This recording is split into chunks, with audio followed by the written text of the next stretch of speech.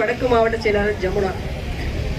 எனக்கு பேச வாய்ப்பளித்த மகளிரின் தலைவி சகோதரி எல்லாருக்கும் என்னோட நன்றியை தெரிவிச்சுக்கிறேன். நம்ம இதெல்லாம் தெருவில் வந்து பேசக்கூடிய சூழ்நிலையை இந்த அரசாங்கம் நம்மளுக்கு உண்டு பண்ணி கொடுத்துச்சு. இதெல்லாம் எவ்வளவு பெரிய அசிங்கமான ஒரு அவமானமான ஒரு விஷயம் இது.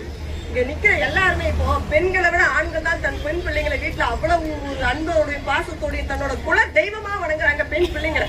ஆனா இன்னைக்கு அந்த பெண் பிள்ளைங்களோட பாதுகாப்பு எல்லாம் கேள்விக்குறியா இருக்கு. இன்னைக்கு இத்தனை சகோதரர்கள் தொழிலுக்காடி வந்து நிக்கிறீங்க, கையில மைக்கோட்டு நிக்கிறீங்க, காவல்துறை சகோதரர்கள் வந்து நிக்கிறாங்க. இவங்களோட வீட்டுல இருக்க பெண் குழந்தைகளுக்கு யாரையா பாதுகாப்பு? எதுக்கியா ஓட்டு போடுறோம்? ஓட்டு போட்டு ஆட்சியில அமர்த்ததே எதுக்கியா? வீட்டுல நாம உழைக்கிறதே நம்ம குடும்பத்துக்காடி, நம்ம பிள்ளைங்க நல்லா இருக்கிறதுக்காக நாம உழைக்கிறோம். ஆனா நாம உழைச்சிட்டு போக முன்னாடி நம்ம வீட்டுல இருக்க மனைவிக்கும் தாய்க்கும் பெண் பிள்ளைகளுக்கு ஆண் பிள்ளைக்குமே பாதுகாப்பு இல்ல.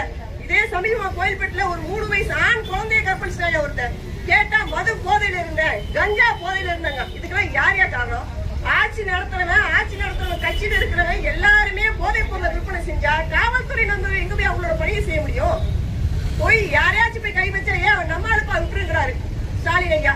நம்மாளு விட்டா எல்லாரும் கஞ்சா தான் கடத்தணும், எல்லாரும் டாஸ்மாக் கடை ஒரு கடைக்கு 10 கடை திறப்பான். இதுதான் இவரோட அரசியல் சாதனையாவே இருந்துட்டு இருக்கு. இன்னைக்கு போய் காவல்துறை சகோதரர்கள் போய் ஏதோ கஞ்சா வைத்தவங்க போய் பிடிச்சா ஏன் நம்மளால விட்டுப்பா, ஏன் நாளைக்கு உன் வீட்டுல பொட்டப்பிள்ள இருக்காது. இப்படி மிரட்டினா அவங்களோட பணி எப்படி செய்வாங்க அவங்க? இப்போ இவரு ஸ்டாலின் ஆட்சி ஏற்றதுக்கு அப்புறம் என்ன அதிகரிச்சுக்கா? டாஸ்மார்க்கு எண்ணிக்கை அதிகரிச்சிருக்கு, பார்களோட எண்ணிக்கை அதிகரிச்சிருக்கு. எங்க ஹோட்டல் திறந்தாலும் பார்க்கு அனுமதி கொடுப்பாரு. கஞ்சா தெருவுக்கு தெரு வீதிக்கு வீதி கஞ்சா வித்துட்டு இருக்கான். இவ்வளவு காட்டு பையன் கூட கஞ்சா கொடுக்குறாயா நாங்க பாக்குறோம். போய் கம்ப்ளைண்ட் பண்ணா கம்ப்ளைண்ட் எடுத்துக்க மாட்டேங்கிறாங்க. கேட்டா அவன் அரசியல்வாதியோட பின்புலத்துல இருக்கிறான்னு சொல்றாங்க. அப்ப இதெல்லாம் எங்க ஓட்டி சொல்றது? இந்த வெக்க கேட்டான ஆட்சி அரசாங்கத்தை.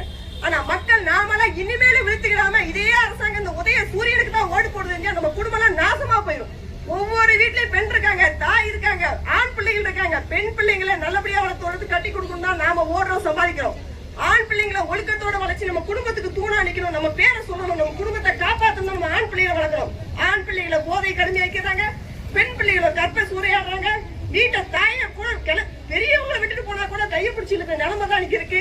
கேட்டா 11 மணிக்கு மேல பெண்கள் வெளியே போறாங்க சொன்னாங்க. வெக்கமால ஆட்சி நடத்த துப்பு இல்லாதவங்களுக்கு எங்களை 11 மணிக்கு மேல வெளியே போகணும் சொல்லுங்க. உங்களுக்கு என்ன உரிமை இருக்கு?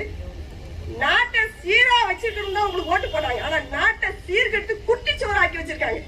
எலெக்ஷன் ஆரம்பிக்கிறதுக்கு 6 மாசத்துக்கு முன்னாடி சோதனை ஆரம்பிச்சாச்சு. அங்க மகளிருக்கு 1000 ரூபாய் கொடுத்தோம். எதுக்கு 1000 ரூபாய்? வீட்டுக்கார உடச்சல கூட போய் டாஸ்மார்க்ல கொடுக்கலையா? எங்களுக்கு இதுக்கு 1000 ரூபாய். டாஸ்மார்க்க மூடி கஞ்சாவை நிப்பாட்டி எல்லாம் ஒழுக்குது.